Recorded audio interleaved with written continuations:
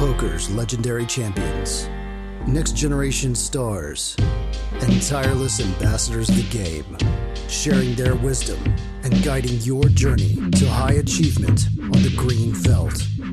This is Chasing Poker Greatness with your host, Brad Wilson. Welcome, my friend, to another episode of the Chasing Poker Greatness podcast. As always, this is your host, the founder of ChasingPokerGreatness.com, Coach Brad Wilson. And today's guest on CPG is a practicing attorney who has racked up close to $2 million in career live MTT cashes, Leo Wolpert. One highlight of Leo's career that you're about to hear all about is his WSOP gold bracelet win in the 2009 10K heads-up event where he bested the likes of John Duthie, Dustin, Neverwin, Woolf, Jamin Stokes, and Michael the Grinder Mizrachi. While the poker world has certainly gone through its fair share of scandals in 2022, I think it's especially important to shine a bright light on the folks in the community who spend their life force doing the noble work, and to me, Leo fits the bill perfectly. In today's show with Leo Wolpert, you're going to learn all about his journey through the world of poker, a devastating statistic regarding our beloved canine companions, how poker currently fits into Leo's life, and much, much more. Now, without any further ado, I bring to you the one and only Leo Wolpert.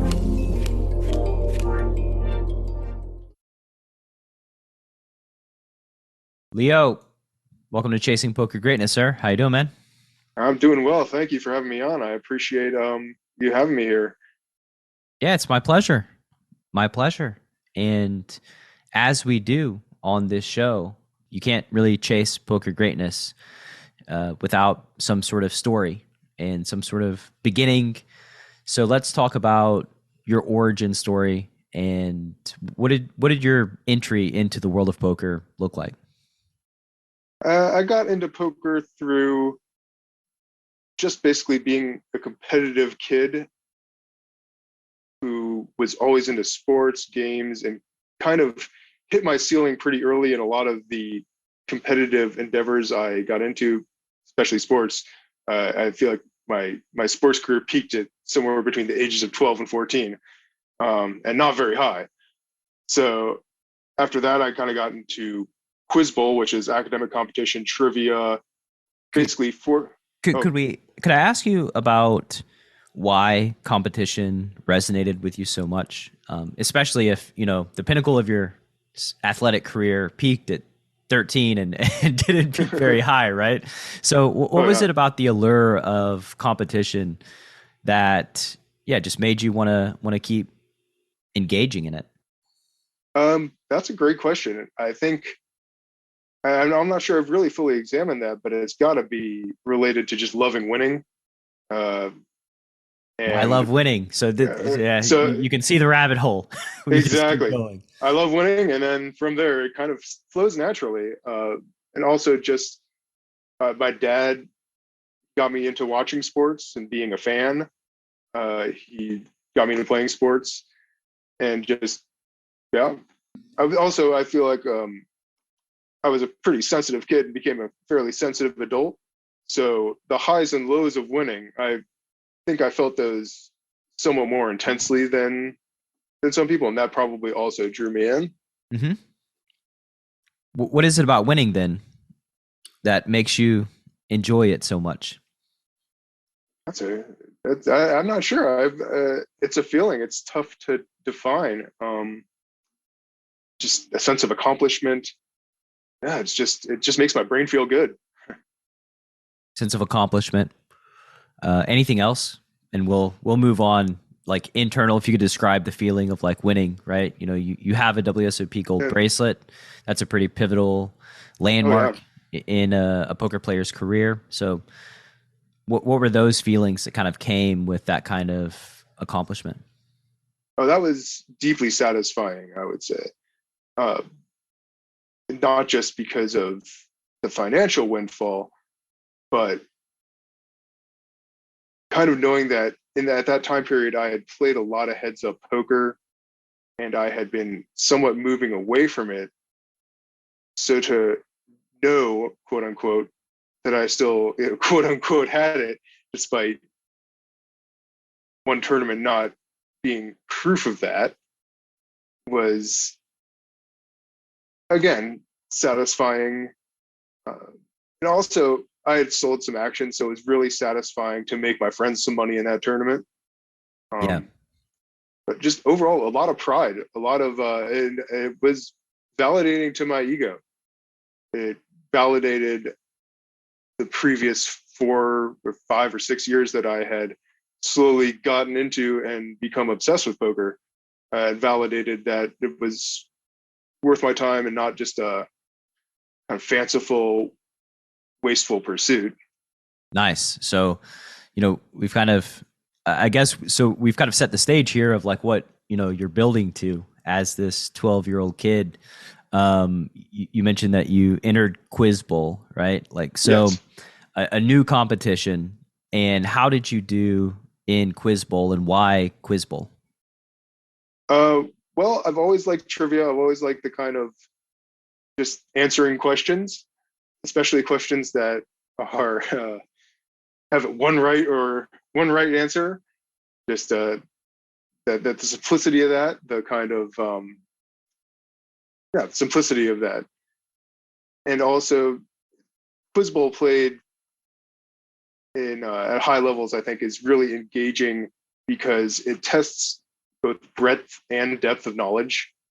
And so it's a good entree to know a little bit about a lot of stuff. So if you find something that does interest you, say a certain author or a certain historical period or a certain subfield of science, from this Quiz Bowl knowledge, it's superficial, you can kind of latch in and you know enough to learn more.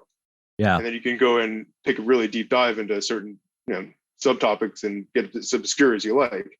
Yeah, and, that's interesting. And it combines the competitive element with the knowledge element of just learning stuff and then being able to use it in competition.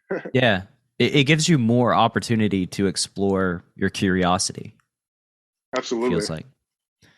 So as you've entered Quiz Bowl, doing the competition, and exactly what is Quiz Bowl? I guess we should probably start probably there. Preface with that, yes. Yeah.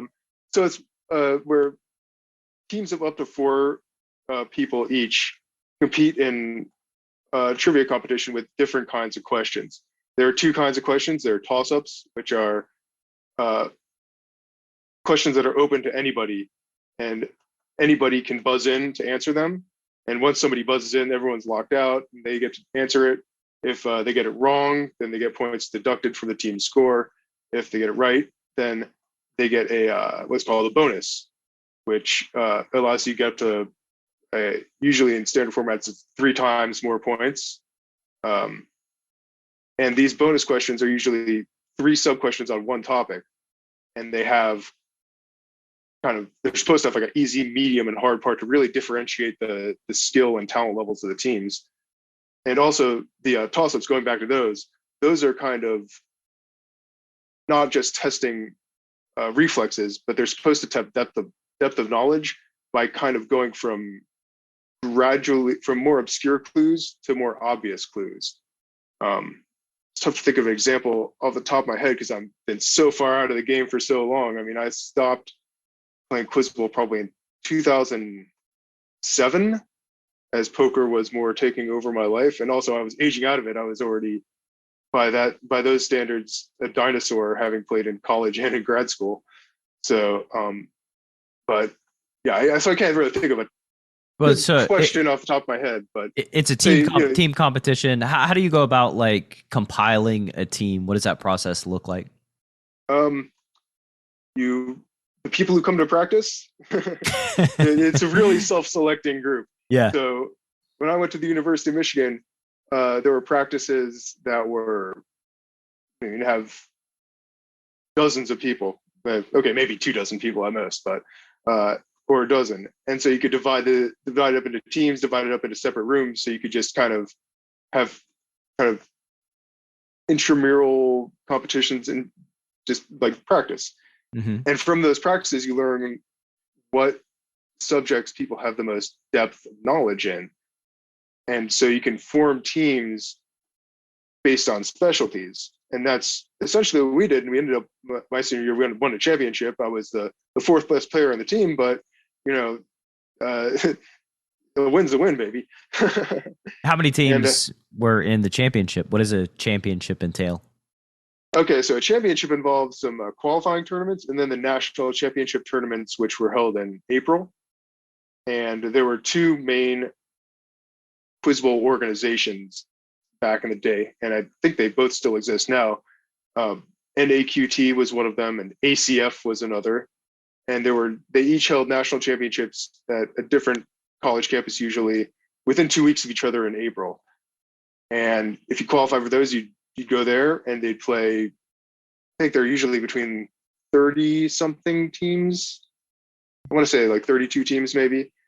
And they play. It's not just like a straight up single elimination bracket, because people are traveling just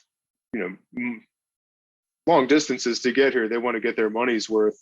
So there's a round robin aspect. People usually divide into 8 or 9 divisions, and then have a round robin within those, and then make playoff divisions. So overall, you're getting a lot of matches in a weekend, maybe 15, 16 games. And I think that's also, and one thing about Quiz Bowl is like it's pure competition. There was no real money in it. We were just kind of doing it for the love of the game, and kind of knowing that you had won this championship over people who had self-selected to be just as equally obsessed with this silly game as you. Yeah, that pride meant a lot. I can imagine. I mean, there's not many people that are national champions at anything. And so a thing that is on, it's not as if I haven't ever heard of Quiz Bowl. I've heard of it. It's on, like, I assume most colleges have some sort of team like across the US. So, it's not a small group of humans that want to win this thing. What lessons, we'll pause in your story for a moment, and what lessons did you take directly from competing at Quiz Bowl to the felt? I think first, resiliency maybe, because there were several matches where we had to come back. In Quiz Bowl, maybe not that. It's a good question. I'm not sure. Yeah, I honestly, I'm not sure what directly correlated from Quiz Bowl, other than just kind of having that skill overlap of decent memory. Any sort of training that helped? Any sort of like memory techniques or learning techniques? Oh, actually, no. That's good that you asked that, because I think it helped me realize that I learn best through reading and not through visual or audio means. Just because the way we would improve at Quiz Bowl was kind of dissecting old questions into their constituent parts, the clues, and then write those clues down in a notebook. And then if you're bored, just look through the notebook, kind of put your hand over one side so you don't have the answer readily visible, and you see it, and then, okay. Almost, or also flashcards, that was another big one. Writing questions yourself was a great way to improve and also serve the community, because if you're writing questions, you're giving more people the opportunity to play. And of course, that could backfire if you wrote really shitty questions and got mocked for it. But, right. But if you're doing it right, I think writing questions in Quiz Bowl is one of the best ways to just learn new facts. And you also have to anticipate what other people are going to write about. It's not exactly the most, or it is actually a pretty insular community. So there's probably some sort of advantage to just kind of knowing the tendencies of writers and knowing, people's pet subjects are.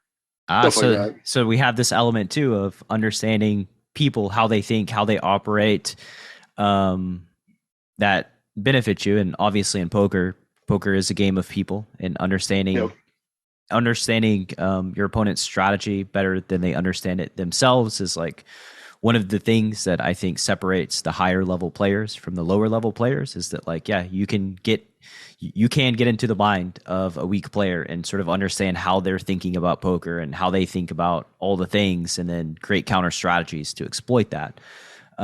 Whether or not higher level players sort of verbalize that, I'm not sure, but I know that, like, for a long time, this is like exactly how I play poker. Without being able to articulate it, it was like, oh, I know you're folding your whole range here, but you don't actually know that you're folding your whole range here, and that's good for me if I'm bluffing, right?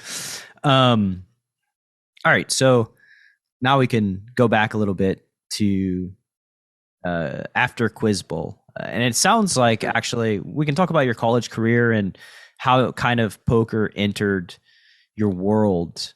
But it seems like there was this like pretty quick transition from leaving Quiz Bowl to poker, right? No, I'd say there's a lot of overlap between gradually ramping up at poker and gradually phasing out of Quiz Bowl, because I would say my interest in poker really started in college. And how old are you, by the way, to sort of set the timeline? So at this point in the story, I'm 18, and this is in 2002. Okay, so you and I are the same age, so you're 38, nice. Right? Yes. Okay, there we go. Oh, you were asking what my current age is. Oh, yeah, so that we can kind of like, do not in the narrative. Yeah. Right. Okay, so I can kind of remember the exact road trip I was on that got me into poker. It was in 2002, after my freshman year had ended. I went back from Michigan to the Eastern Seaboard, and our semester had ended a couple weeks earlier than most of the East Coast schools had. So a buddy of mine said, why don't you just hit me up on AIM? It's like, hey, why don't you come up to Princeton, and it's there are no classes this week. We're supposed to be studying for exams, so everyone's just going to party all week. And I was like, sure. I don't have a job yet. My job doesn't start for 2 weeks, so I'm up there. And I got there Thursday, and they had a dorm room poker game going. And they got me in there, and I knew the rules. I knew what hand beat what, because I had dabbled in like play money 5-card draw on IRC back when I was 12. So yeah, that's another story. But I knew the rules, but I didn't know how to play at all. Like, we were playing stuff like baseball, the 7-stud variant where the high spade in the hole wins, and I was just getting to the river with the king of spades in the hole and like 2-pair showing on the board, and like I didn't have better than 2-pair, and some guy was just like betting and raising into me. People were begging me to fold, like, dude, he has the ace. He probably has a flush too. And I was like, no, you're just trying to trick me into thinking that, so I'll fold. And so I raised. So I did just call eventually, but I got shown the ace of spades and a flush. So I quickly got taken for the $50 or $60 I had brought, but it was worth it because I learned a really valuable lesson, and that is that poker's a skill game and not just random gambling. Because obviously, it was really obvious in the moment that they were doing strategies and tactics that were just superior to my just putting the money in there and hoping. And so when I got back to Michigan, a friend of mine who was a psychology student in Michigan, he's also getting into poker. And so from there, I bought some Sklansky books. I bought the Lee Jones winning low limit hold'em, and just went from there. Deposited on Party, and started grinding 50-cent a dollar limit hold'em back in 2003, 2004. Yeah, the old limit hold'em days. Yep, and then from there I went to Sit and Goes, and from there, so Sit and Goes, I played those and some low stakes MTTs. I mean, I used to love that 11 rebuy on Stars where there's no rake on the rebuys, and you could just, fire off $200 in that, and still wouldn't be the person who spent the most in that. And there would be, 5 figures up top and an $11 rebuy that was great. I would play those, and eventually through, I guess around 2005 when I was graduating and about to go off to graduate school in computer science, I was in the Something Awful forums, and I met Jason Somerville, and he just helped me get my game to the next level. I mean, he was probably the first person who really talked me through concepts that I wasn't just reading in a book from some author who just might, I don't want to denigrate Sklansky here, but there was a lot of, he wasn't exactly a no limit guy. Well, it was a limit, at least for a while, at least until he wrote that book with Ed Miller. Yeah, I mean, Advanced Hold'em was a limit book to my Hold'em Poker for Advanced Players. It was HEPFAP was the acronym there. I read that. I did like when I remember the Tournament Poker for Advanced Players that Sklansky had, and I remember this. There's a passage where he says, he goes on an aside where he's like, if you don't know how I arrived at this figure, you should put this book down. You're not ready for it. And I was like, okay. And so I went and I derived it myself just to prove him wrong. It's like, okay, I do know how you got this figure. I'm going to keep reading this book. Take that, David Sklansky. Take that, author. Yeah, that's, I don't know if that's a great thing to put in a book. I haven't written my book yet, but it probably won't have something like that. To be fair, it did get the message across, and it did get me to do the work and figure it out for myself. So it did have an inspirational element. You're probably a rare breed, I'm stubborn. I would assume most people just read that and kind of rolled their eyes with contempt and moved along to the next paragraph. I mean, there was a contempt, but then I realized he was kind of right that if I really didn't understand some of these fundamentals, that I wasn't going to get the concepts that were in the rest of the book. Yeah. So what led you to sit and goes, I guess, from the Limit Hold'em games, just trying out a different format? Exactly. Trying out a different format.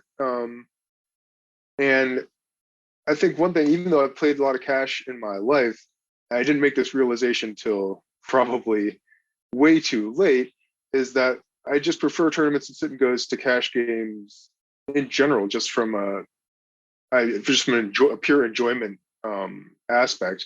And I think it's because in a cash game, the meta decisions weigh on me a little too much and kind of ruin the enjoyment of just the pure poker. The meta decisions being, am I good enough to sit in this game? Am I too tilted to sit in this game? Am I sitting to the right of the lag when I should be sitting to his left? Just all those things added up, where in tournaments, sit and goes, those decisions are all just made for you from the outset. You play against who you're there. You accept who you're playing against, and if you have a tough table, that's gambling. If you have a great table, that's gambling.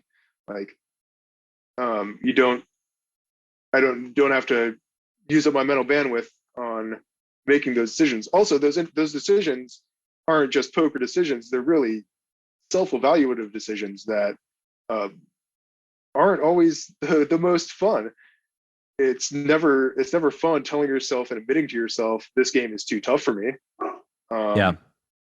It's never fun, admitting to yourself, I'm counting my stack down over and over again. Maybe I'm thinking too much about this money and what it means, instead of just thinking about it as chips that can be used to win pots. The other route to go is just to, be delusional and sit in the game.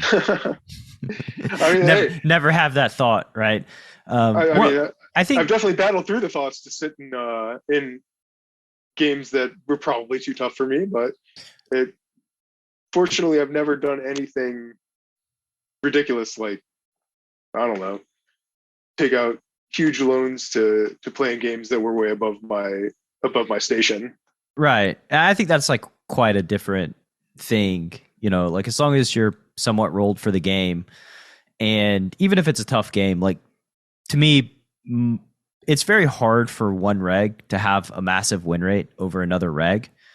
And so as long as there's a couple of amateur players in the game, then the game still should be profitable. Now, it's not going to be as profitable as if it were full of those players, but it's still likely profitable. And I think that sort of thought has given me solace of like, yeah, I guess I've always been the type of person to like table start on most platforms that I play on. Like I will just sit there and wait for somebody to play with. And if it is a reg, then so be it.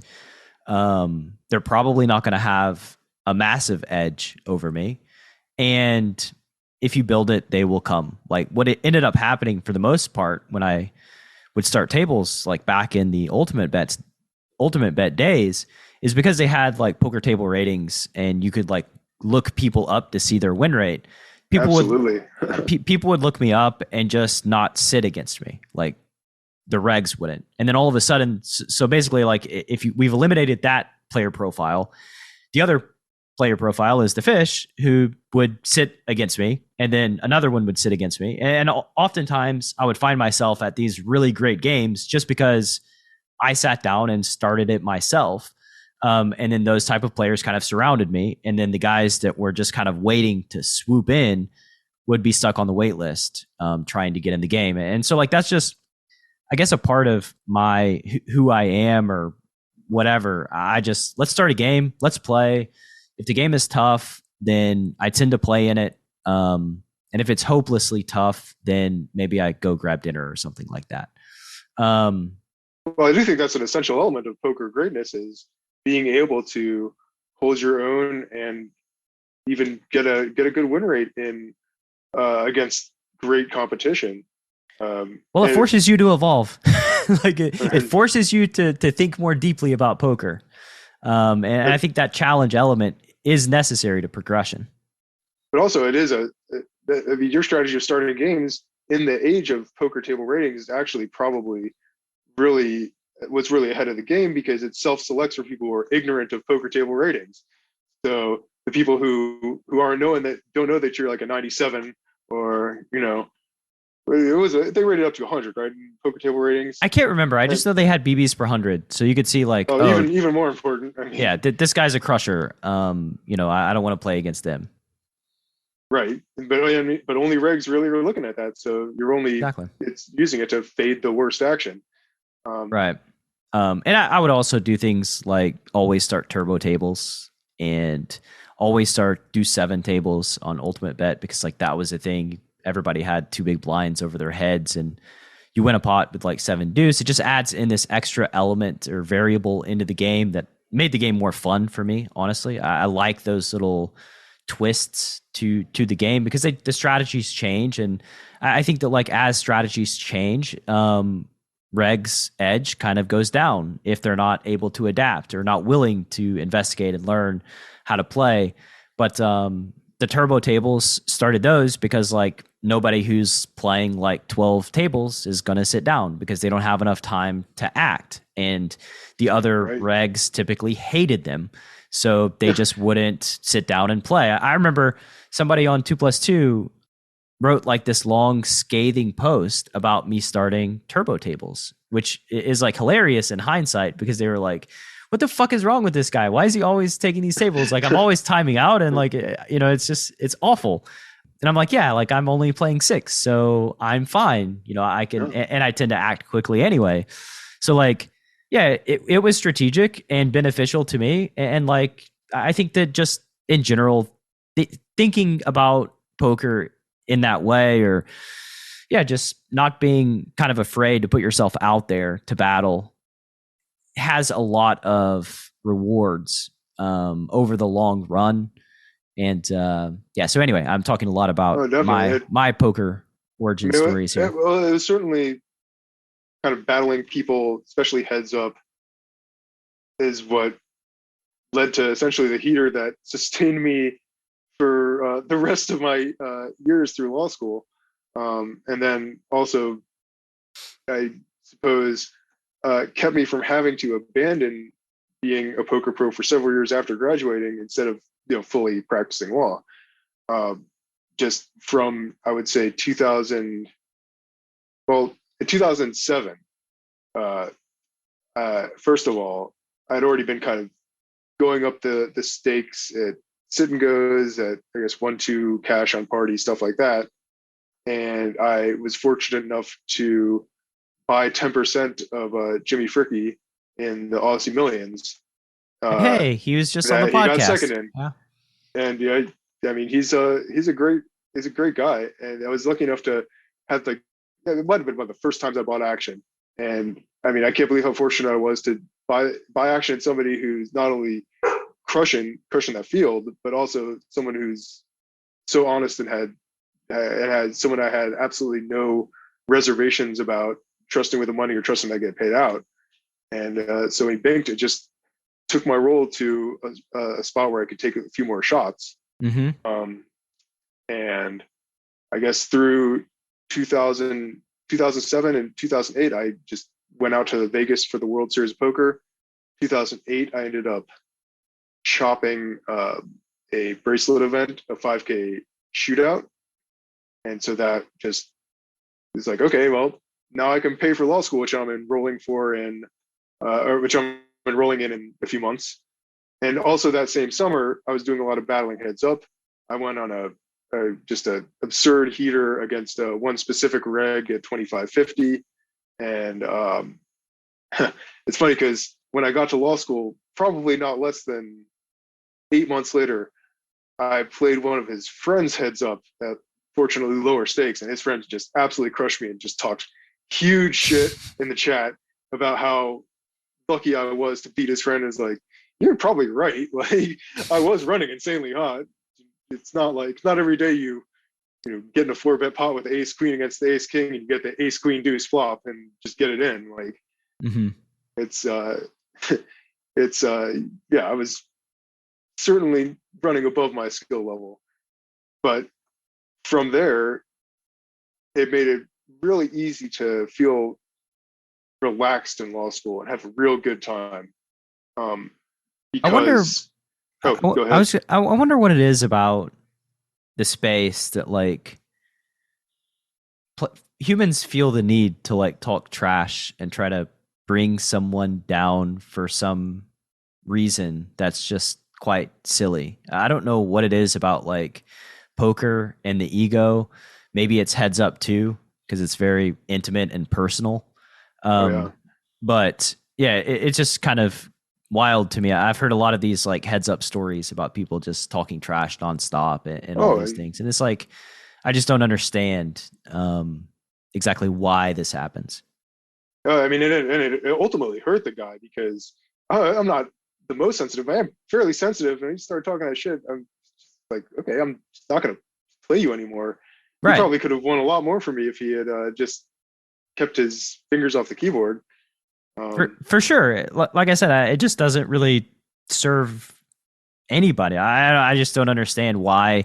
Like, we're playing a game against each other, right? There's no reason to like try to make people feel worthless or feel dumb or feel bad about themselves. Like, we're playing a game of cards, and like, it's just always mystifying to me how someone has their identity fully rooted in poker feels the need to talk trash that they're somehow better than this other person because they're better at some like silly card game that's played for money. Just always weird to me. It's true. I mean, it's the same for a lot of games. Quiz Bowl is not that much different. There's a lot of there's a saying that spite fuels the Quiz Bowl engine, and taking L's to teams where you thought you were better than, that induces a lot of spiteful feelings. Mm-hmm. And you can, fortunately, on our team, we turned that into studying and working harder to get better, but it can just be turned into purely talking shit. And I'm not gonna lie, we're all young. We were probably talking shit too, but we also fortunately put in the work to back up our shit talking. Yeah, I mean, some people it breaks down, and some people it builds resolve. I think, there are some people that like you talk trash to them, and they seemingly just get stronger and more intense and more focused, and that wakes them up. So anyway, I definitely think also it was the early ages of the internet. I mean, I guess kind of the early ages, the middle ages, I don't know, where The dark ages. where people were just, I feel like were really leaning into that freedom of not having to confront somebody face to face and using it to say stuff that they wouldn't ordinarily say, or I mean, I've never met anybody in the real world that I would expect them to say the things that people said in those days at poker tables. Like oh yeah, it is obscene. I mean, like if you could imagine the worst thing that anybody could say to another human, those are the types of things that are routinely said or were routinely said in online poker chat boxes for whatever reason. oh yeah. I mean, they even have acronyms that people made up to just Bypass the filters, and I mean, yeah, they should have shorthand for insults. mm-hmm. I need to insult these people more efficiently. Right, or like bypass the filter. Like it's like, this is how you spend your time. I I understand. Okay. But yeah, so you had some success at WSOP. You paid your way through law school. That's got to be quite gratifying. Yep. I assume, were you living in Nevada because you went to school in Nevada, right? No, I went to school at the University of Virginia. Ah, I'd also gone there for graduate school, but I dropped out as I kind of hit my ceiling in computer science and was coming up in poker, and just the frustrations of just not cutting it. It turns out that the skills that made me good at being an undergraduate did not translate well to advancing the field of computer science as a graduate student and doing research, and just it did not translate. And I was struggling. yeah. But at the same time, I was also coming up in poker, and it was so much easier to just take that path of doing something that I was really enjoying instead of failing at something that it was driving me nuts. Yeah. And so pretty easy decision there. yeah.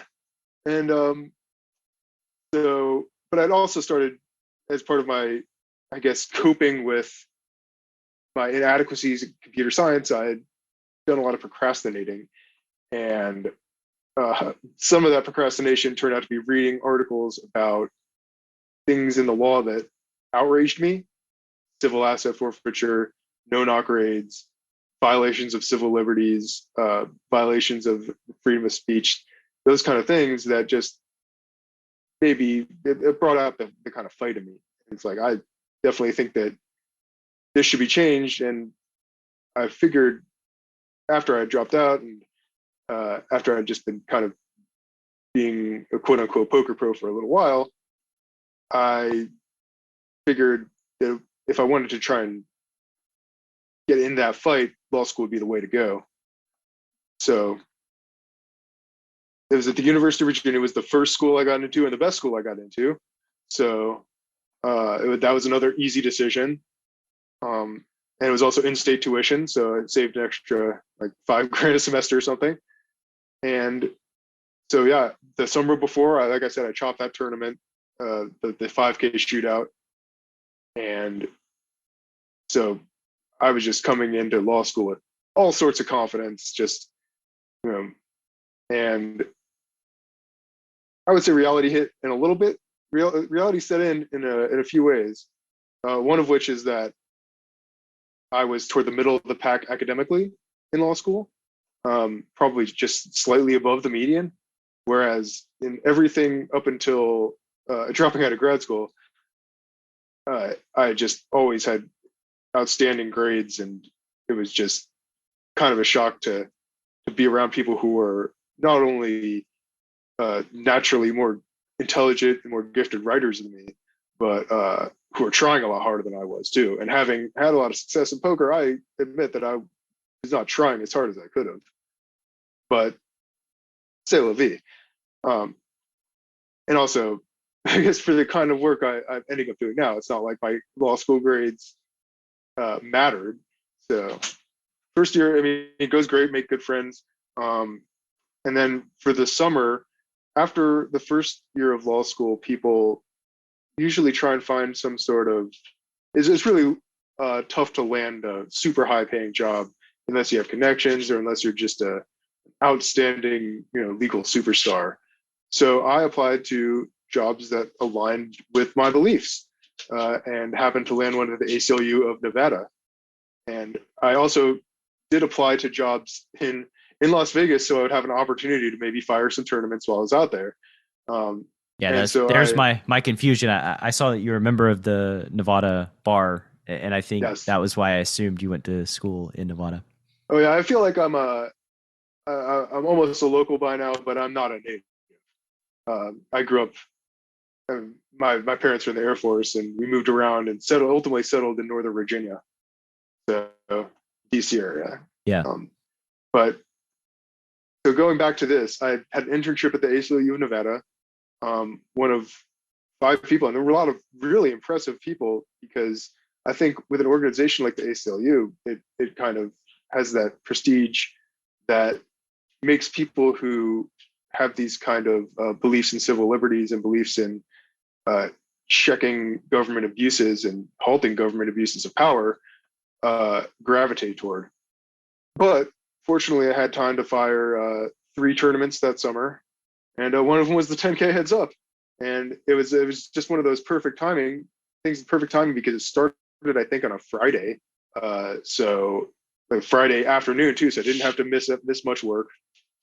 And then Saturday and Sunday didn't have to miss any work then, and then it was supposed to end Sunday, but went through to Monday. But of course, people were understanding about playing heads up for a bracelet instead of working a day in a non-paying job. So that was magical. It's weird because I remember a lot of the hands, but I'm not sure I remember a lot of the specific thought processes that go into it, because felt like I was really just in the zone. It was any of the matchups? Certainly not like a fugue state. I could try and remember if I know them all. I think so. The first round was Mike Mizrachi. Showed up late, and easy first round, the grinder. The year before I played it and lost to his brother Robert the first round. Yeah. So it's funny. He flopped it's kind of fitting because in the 2008 one, Robert Mizrachi flopped a set of 6s against my ace king, and then when I got down to the final match, I flopped a set of 6s against John Duthie's ace king to tie it at 1-1. But anyway, it was the first round was Mike Mizrachi. He shows up late. I give him some time. I said, like, one of his representatives shows up, and he says, he's running late. We give him some time. I say, sure, I'll give him some time, but what will the floor allow? The floor's like, well, we'll give him 20 minutes. 20 minutes pass, and he blinds out for like 5 minutes. So I probably started with like a 55-45 edge or something and chips there. And I think he was also probably somewhat steamed and distracted from having showing up late in general. I think even somebody of his caliber can get distracted by that. Sure. And so the second match was John Juanda. And I think that probably one of the toughest ones. There's just really no way to get a read on him. And he was playing, from what I could tell, pretty theoretically sound. Not that I was playing theoretically sound or even really had a strong idea of what theoretically sound meant compared to what it means today. But by 2009 standards, I guess, it felt like he was playing really theoretically sound. And I just happened to get the chips in with 9s, and he snapped it off so quick I thought it was dead, but he had ace jack and held up. Then played David Pham next on the bubble, and of course I just managed to cooler him, which was fortunate because I felt like in the few times I had played tournaments in cash with him in Vegas, I felt like he held over me a little bit. So I was really pleased that I fought through the kind of, not intimidation, but kind of low expectations against him, or low personal expectations. Are you a lone wolf searching for the ultimate pack? The CPG Wolf program is a close-knit brotherhood hell-bent on one thing only: chasing poker greatness. Powered by bleeding-edge Wolf strats and led by Coach Brad and his lieutenants, CPG Wolves are systematically prepared for almost any spot they'll encounter on the green felt. If you want to plug into an elite team and have a step-by-step game plan to realize your full poker potential, you can apply at cpgwolves.com. Space is limited, and the pack is only as strong as its weakest member. So only the hungriest, grittiest, and most driven will be accepted into the program. Applications are open at cpgwolves.com. So what I'm sensing is not a lot of weak spots in this tournament. Not a lot of, not a ton of gimmies. Definitely not. There might have been, but I didn't play. Yeah. That's the thing about a heads-up tournament. I guess you're only going to play 7 or 8 different people, and the field could be 200 weak players, but you could still end up playing the 7th or 8 toughest. Grinder, Juanda, Dragon. Cool. I think then next was I think it was Matt Woodward, who's he's like an OG, like limit hold'em crusher. I think he was his screen name was Turn the Car Off on UB, and he used to just there's this famous famous by poker nerd standards blog post where it's just him and Matt Horolenko, Haas TVF, playing Phil Hellmuth, and Phil Hellmuth just going absolutely ape shit in the chat and just playing awful and getting crushed by these two wizards. But so I want to flip against him. I think it was Ace King against threes, if I'm not mistaken, something like that. And so that made it fairly easy, I guess, when you win those flips. Coolers and flips. This is the tournament poker in a nutshell, right? I mean, heads up, full ring, 6 max. It's all coolers and flips in tournaments. Then I played, I think, a French Canadian guy by the name of Matthew Clavet. I never got it straight as to which was his first name or his surname. And he ran, actually, I remember he ran a super sick bluff on me, and he got me to fold like top pair on a board where I think I would normally call top pair, but just stuff in the river and then just victory ripped the bluff right in my face. And fortunately, I just got over that by coolering him.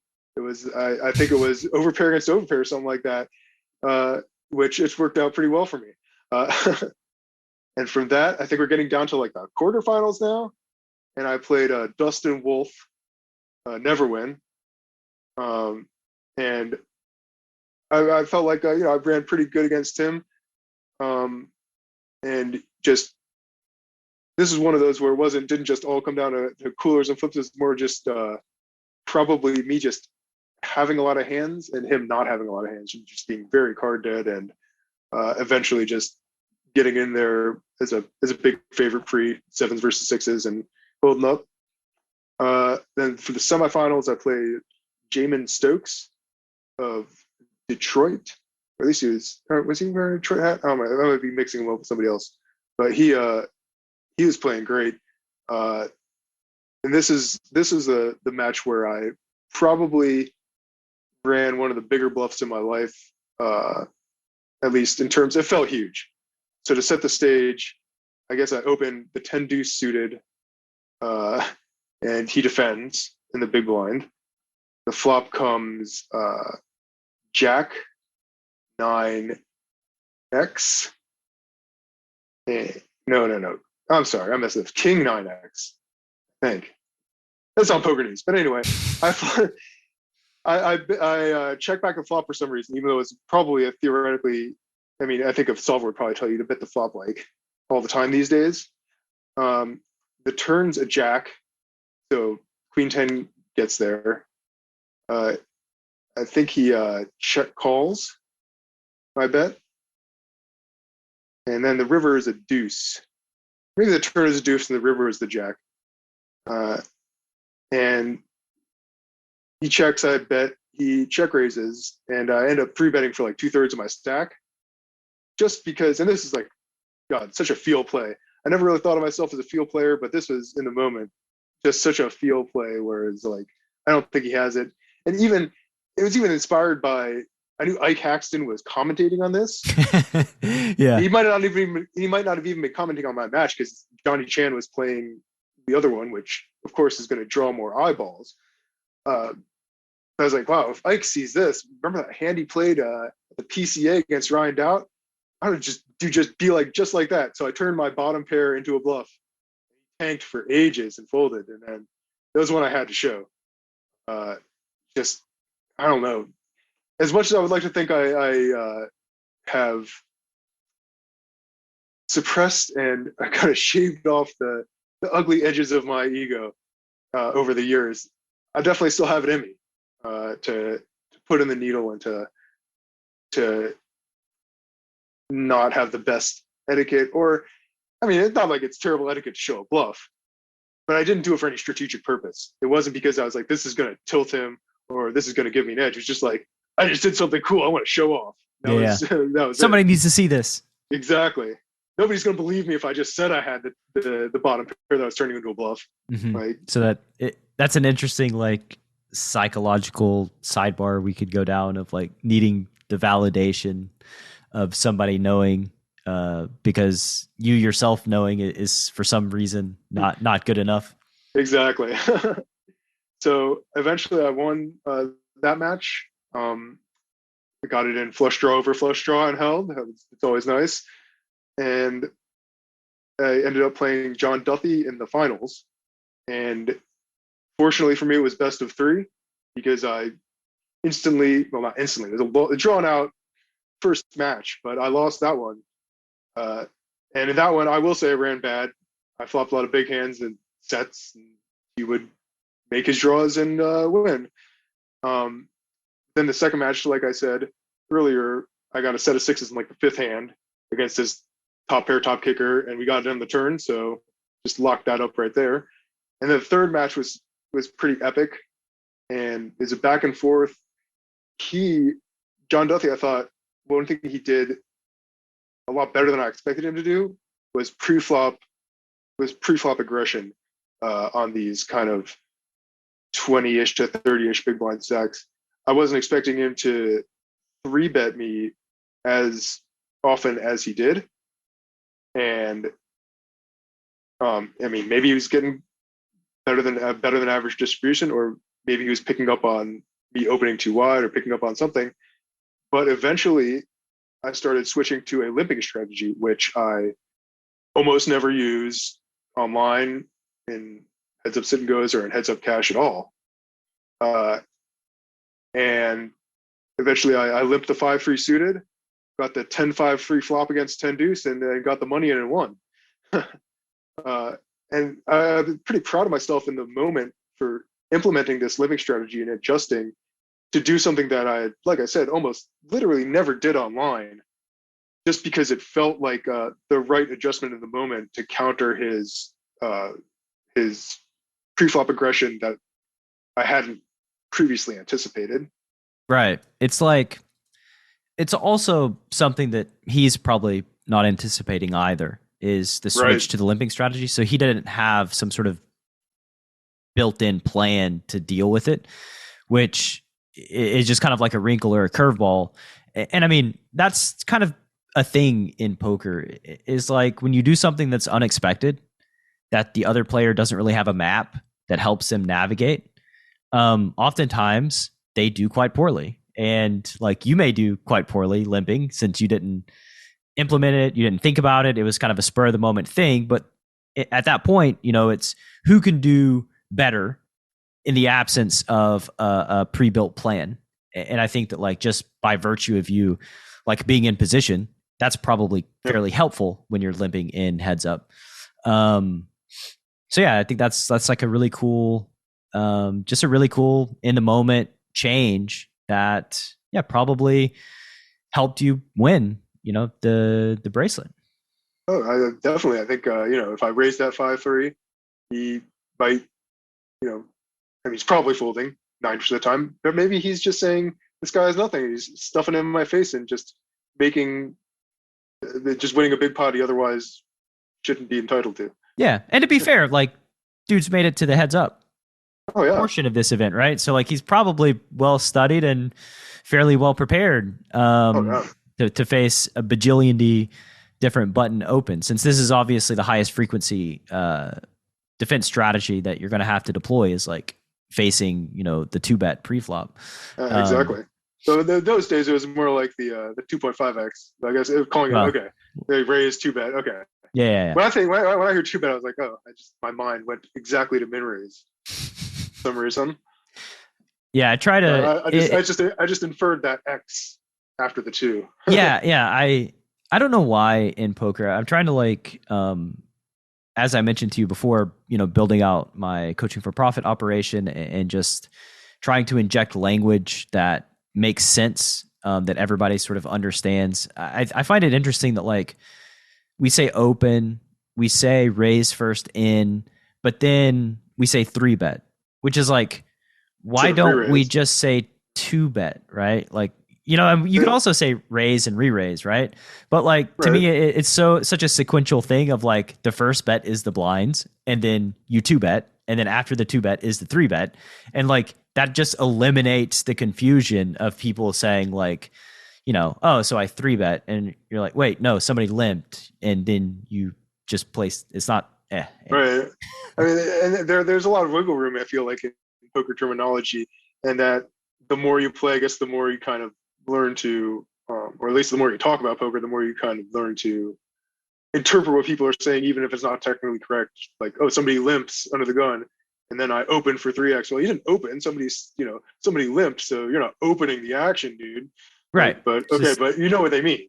You know what they mean. For me, like, and you know, we can talk about your adventures in coaching as well, because this is another note that I have. But for me, like, just communication as it relates to the coaching student relationship is so key that I need to understand exactly what you mean, and I need you to understand exactly what I mean for this relationship to be as efficient and optimal as possible. And so from there, you know, the first thing that when people join my CFP is like, they have a flashcard deck that's like the language of the wolves, and it's like, this is the language we use to describe flops, pre-flop situations, post-flop situations, action sequences. Like we all use this same language, and like you have to learn and integrate it so that you know what we're talking about and can interpret, you know, the maps that we've built and that you're learning.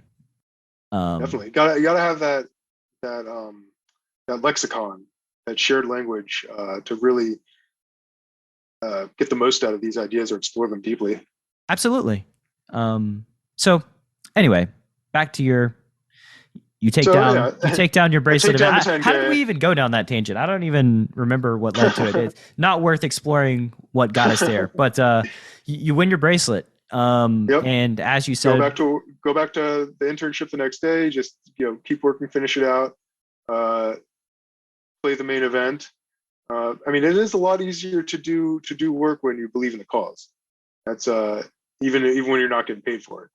So, but then I played the main event, and I mean, I think I live misclicked like 3 times somehow, and busted day 1.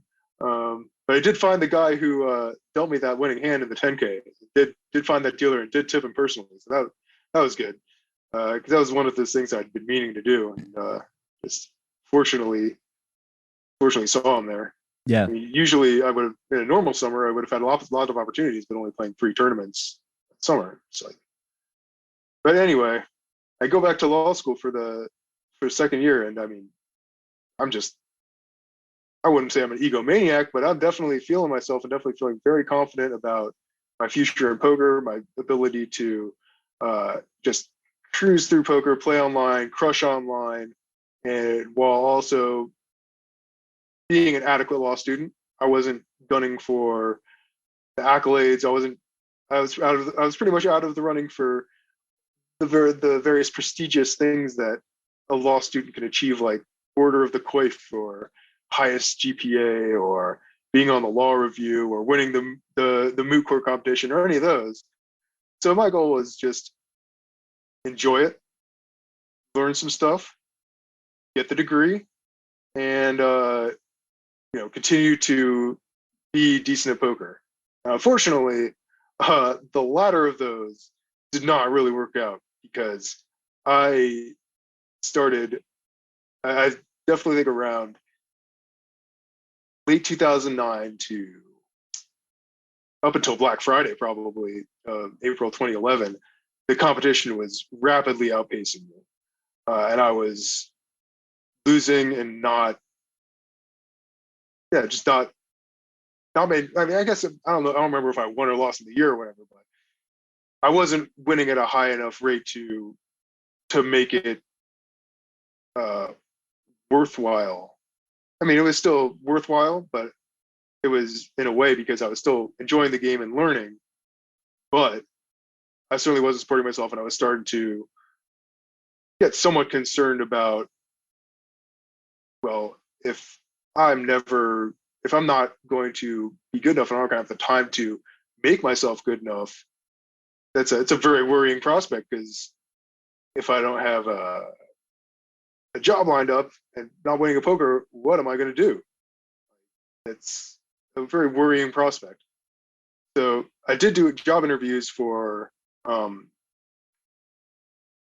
summer jobs after the second year, and those interviews actually usually take place in the early portions of that semester. So I got those interviews in August or September, and it was 3 months after winning that bracelet.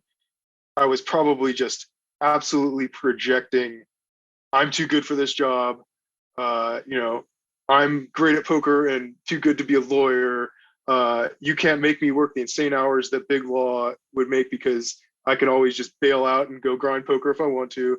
And so obviously, having, I guess, said those things without saying them, just through my body language and demeanor, I obviously did not get those jobs. So I went back to the ASU of Nevada for another internship in the summer of 2010, because again, if I'm not, I might as well play poker, and I have a few opportunities to do that, because of course I'm going to win. And I did not win.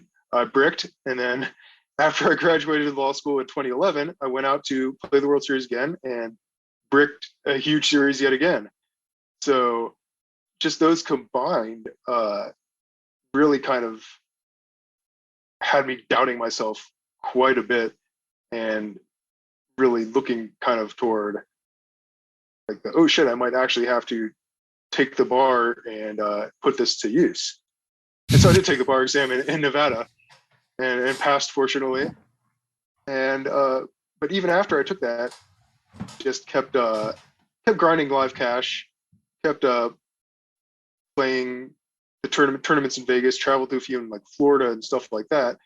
And I had certainly improved at that point to where I was back winning again, back making an okay hourly. And it, I went a couple of heaters between like 2012 2015, but it turned out that the hourly that I was sustaining was not high enough to beat out the hourly from potentially practicing law. And so eventually I had to make that tough choice to devote most of my time to practicing law as a vocation, and just become a fun player and play without a lot of expectations of winning or winning huge, but also not playing with the expectation of losing. Like lowering my expectations to just having a nice winning year every year after rakeback. I mean, I'm not even beating myself for not winning before rakeback. Like back in the day, if I wasn't winning before rakeback, I would probably be very self-doubting.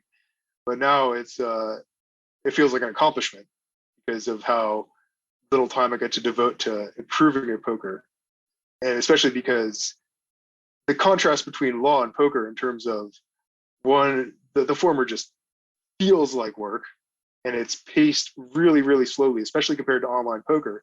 Online poker, it's like playing 4, 5, 6 tables. You have a decision every couple seconds, and oftentimes it's a really good mix of trivial decisions and legitimately tough decisions. So I get that feeling of, okay, no, I know I got this easy one right, and then okay, well, here's a hard one that's really challenging me, and maybe I'll get it right. Maybe this guy will own me. Maybe maybe it'll just be interesting, an interesting hand.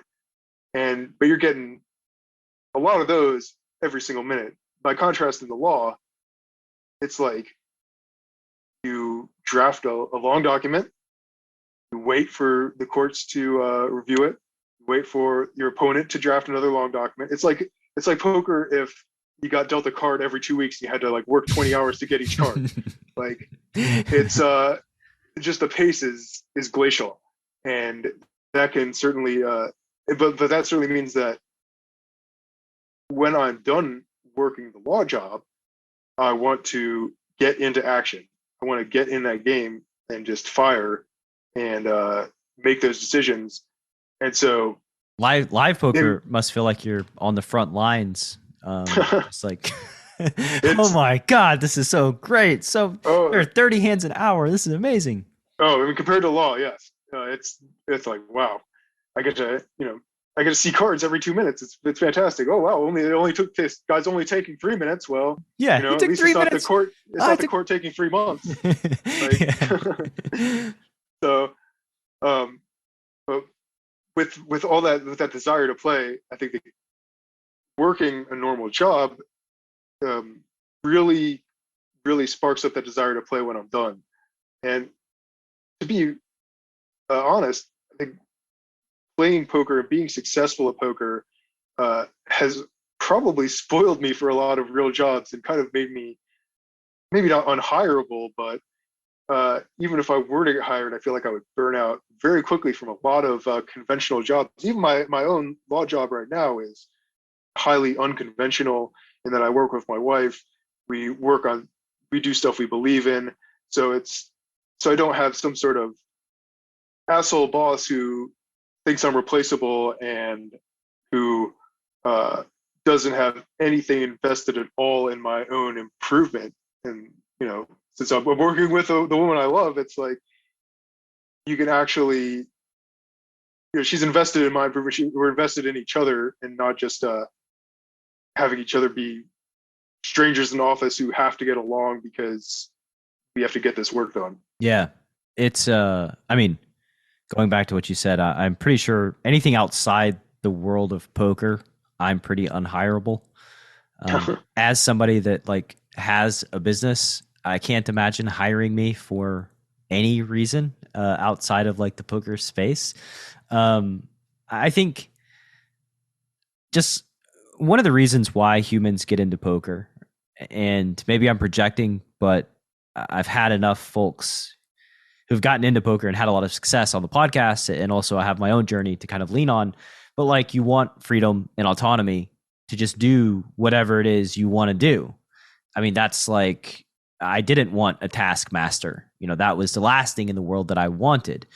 I wanted to, follow my bliss. And poker, for a long time, I'm not going to say that it's always been a bliss and has never felt like work, because it of course does eventually feel like work, and there's a lot of non-blissful times and periods to go through. But I do value that freedom and that autonomy, and really working towards something that is meaningful with purpose, having a vision, trying to solve giant problems. These are things that really resonate with me. Trying to create things that are impactful in the poker space for my community, my people. I'm trying to have interesting conversations where the listener learns something. These are all things that have a great deal of meaning to me.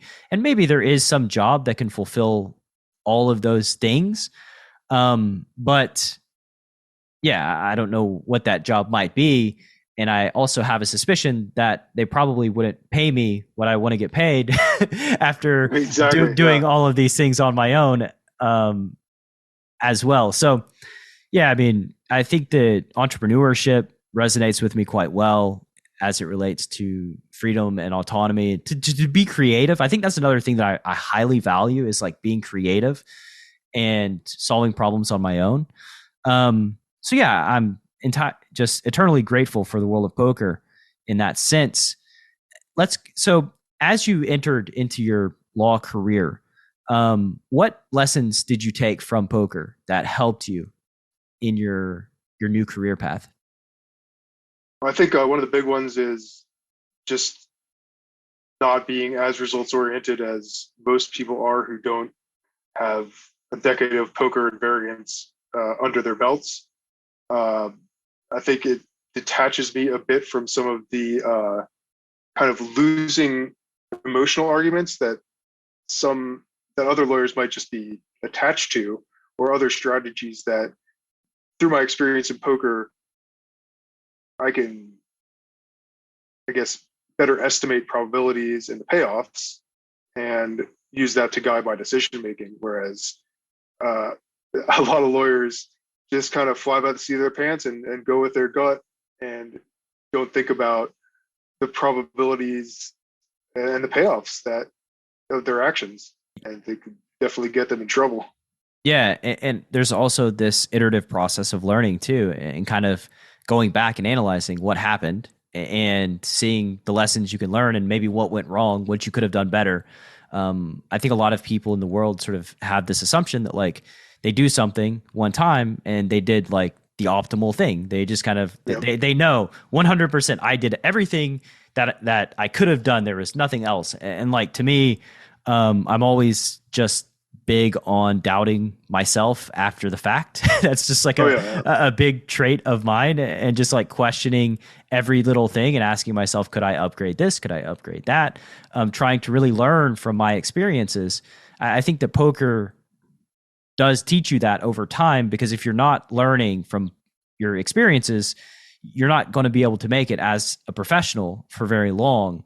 You just kind of flame out of this world. So it's like a necessary survival trait, really, that I can imagine serving you quite well, just in any field that you enter into after being in poker. No, absolutely. I think poker's also made me more patient in certain respects, because especially tournament poker, where sometimes you do have to pass up on something that you think might be a tiny edge, because you anticipate a greater edge coming along.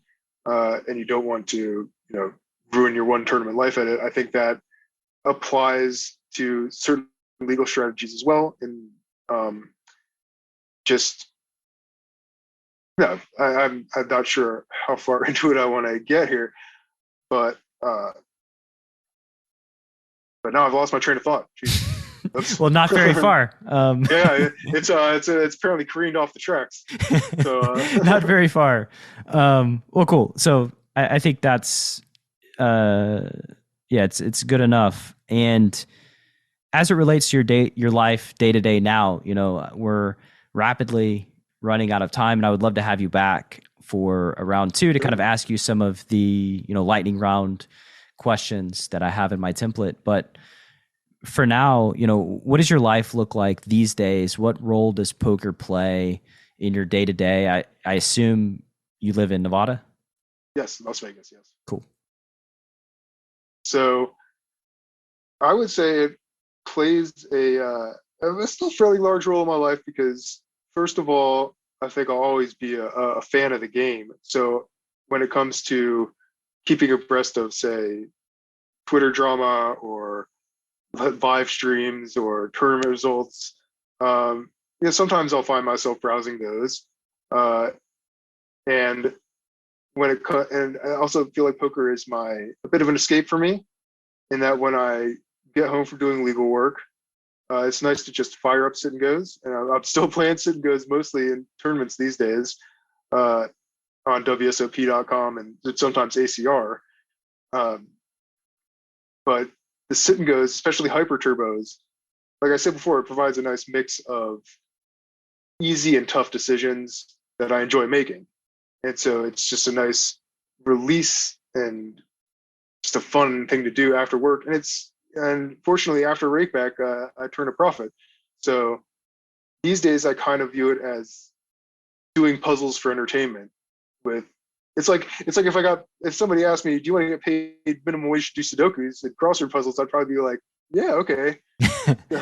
Sure. So it's a thing I would do for free. Exactly. I do it for free. So I mean, I'm not sure I would play poker for free because money is such an integral element to it. But I certainly have no complaints about playing poker and riding the swings. And ultimately, if it comes out to making a few dollars an hour overall, that's nice in addition to the money I'm making from a job. What would you say has been the most unexpected thing that's come from your poker journey? Unexpected thing.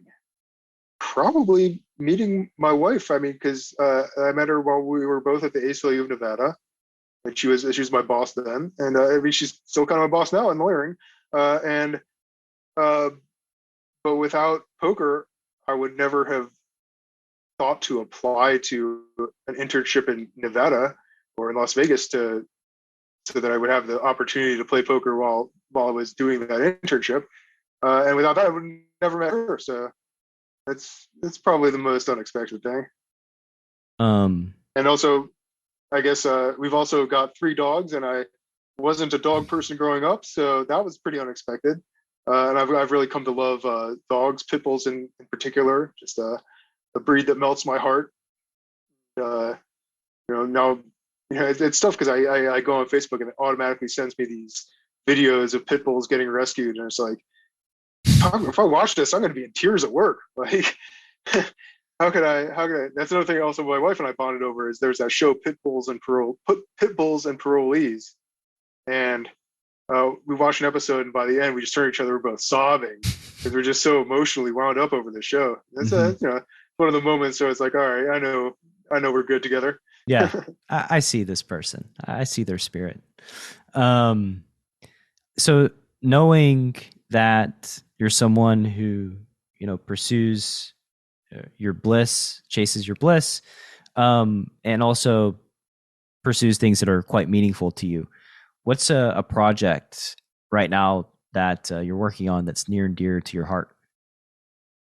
I would say some of a lot of the legal cases we have are very near and dear to my heart, especially when it comes to civil rights litigation. I think that when it comes to suing the police, we have cases right now where police shoot people's dogs, and obviously we sue over that because our contention is that it violates their Fourth Amendment right to be free from unreasonable seizures. And shooting somebody's dog, it doesn't get much more of a seizure than that because you're ending the dog's life.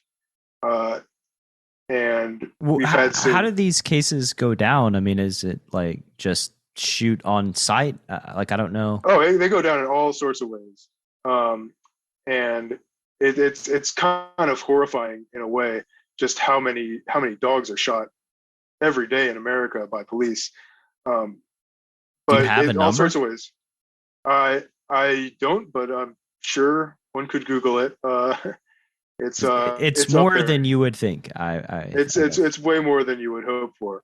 But it happens during the execution of warrants, where police have an opportunity to plan out a no-knock warrant, say, and they plan it out, and the dog they know there's a beware of dog sign, but they don't take any measures or preparations to prepare for a dog being on that property when they serve this warrant, they execute this warrant. And that's a case that we ended up settling a couple of years ago, where they did exactly that. They went in to execute this warrant, despite knowing the dog was on the property, or dogs plural were on the property, and just did shoot first, ask questions later. Yeah. And that one we survived what's called summary judgment, and instead of taking it to trial, we ended up settling. And there's another case that we're in right now that I'm currently working on. It's an appeal because we ended up losing at district court when our client had his silent alarm get activated, and a cop came and entered his yard and shot his dog, which normally, in the normal circumstances, that might not he might not be liable, because there's the doctrine of qualified immunity, which shields officers if they're reasonable. But In this instance, the officer in question lied about taking mandatory dog encounter training.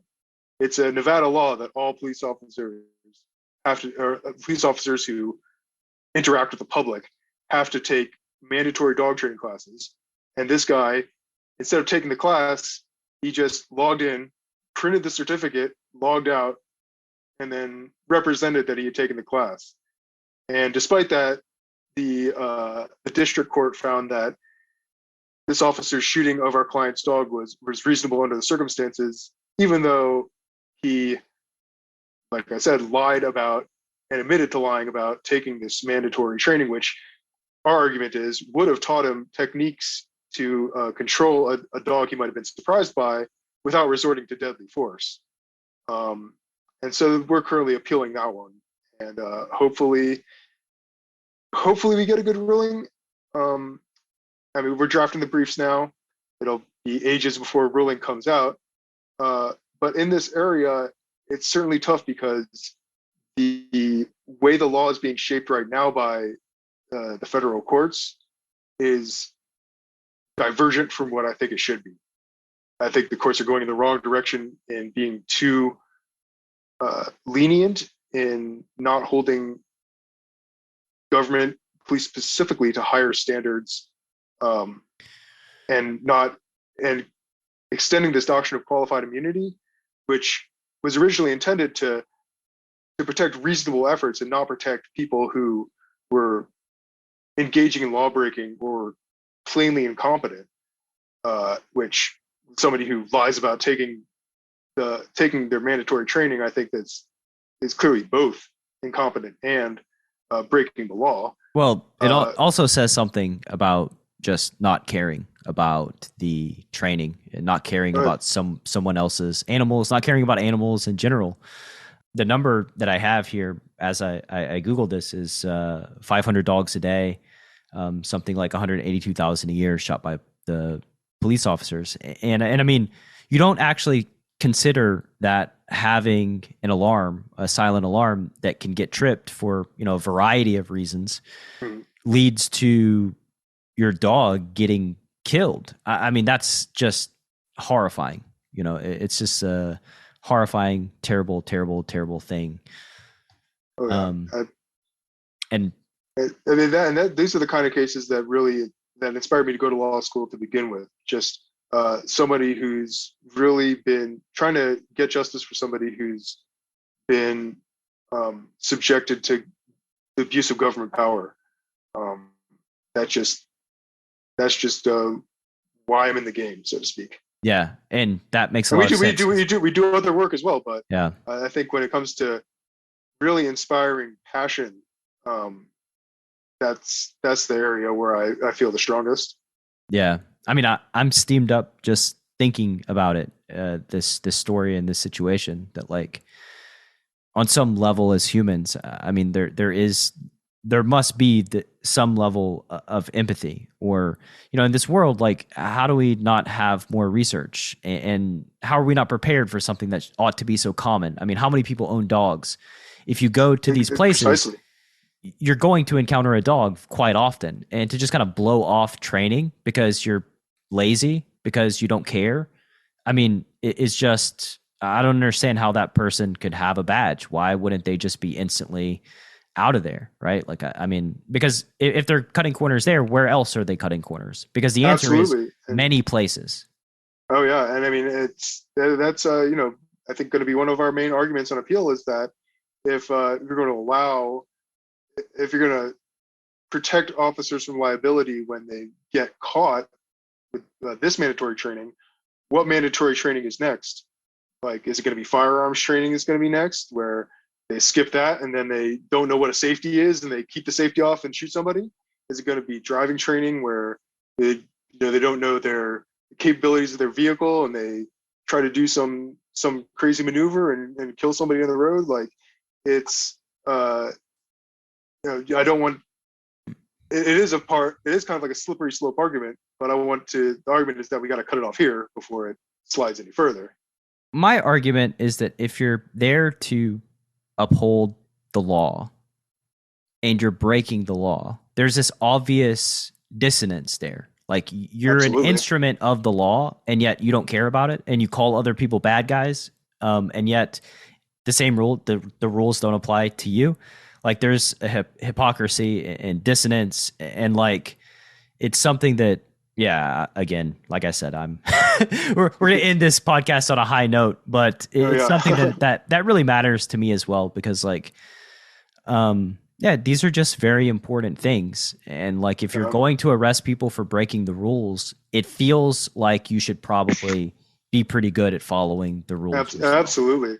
And that's another thing about poker. And one thing that I'm really grateful about having had success at poker is that I think it's allowed me to seek out work that I believe in, and I don't have to sell my soul and just do like completely anodyne business work. Or, I mean, we do represent businesses, and I do enjoy business clients, but I basically don't have to sell my soul to work as a lawyer. Right. And you get to choose your shots. Exactly. And I have essentially poker to thank for that. Without poker, I could just be working at some firm where I have absolutely no control over what I do or who I argue for or what cases that I end up pursuing. Yeah. And I think that would be pretty devastating for me emotionally. And yeah, so we're gonna wrap up. And the final question here, I know you've got to take your puppy to the vet. Speaking of the puppies, so where can the Chasing Poker Greatness audience find or learn more about you on the worldwide? Oh man, this is a tough question. I've only asked it 1,000 times. If somebody wants to learn more about you, where the hell do they go? Yeah, where do they go? You could just go to my Twitter page, I guess. Leo Wolpert on Twitter. I do have a website, and I've made a lot of attempts at blogging over the years that were very short-lived because I already do a lot of writing in my day job. So by the time I'm done putting all those legal words on the page, I don't really have a lot of desire to put anything else on a page. Makes sense, unless it's shit posts on Twitter, then I love those. Come on. Man, it's been great having you on. And like I said, we'll revisit a round 2 in the near future. And sounds good. Yeah, great learning more about you. And it was great talking with you, Brad. I really appreciate you taking the time. And yeah, it's fun. Thanks, man. You too. Talk to you in the near future. Take care. Thanks for listening to Chasing Poker Greatness. You can subscribe on Apple Podcasts or on your favorite podcast app. Go to chasingpokergreatness.com to get the newsletter, join the Greatness Village community, book a coaching session, or dive into the latest data-driven poker courses. Follow the show on Twitter @CPG Podcast.